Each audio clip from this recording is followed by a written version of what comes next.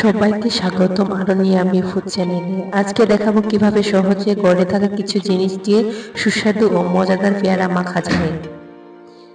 পেয়ারাতে আমরা প্রচুর পরিমাণে ভিটামিন এ এবং সি পেয়ে থাকি। ভিটামিন এ চোখের জন্য এবং ভিটামিন সি মুখ, কম্বর, দাঁত ও মাড়ি সুস্থ রাখে। প্রথমে আমরা পেয়ারা নিয়ে নেব, অবশ্যই ধুয়ে কেটে নিতে হবে। এরপর নেব পরিমাণ মতো লবণ,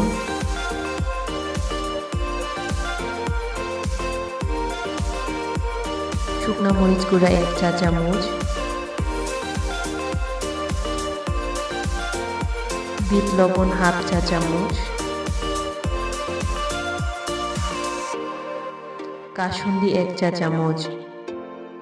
সব উপকরণ মিশিয়ে নিন। হয়ে গেল দোকানের মতো ঝাল ঝাল পেয়ারা মাখা। পেয়ারা দামে সস্তা ও সহজলভ্য, এটা আমাদের স্বাস্থ্যের জন্য খুবই উপকারী।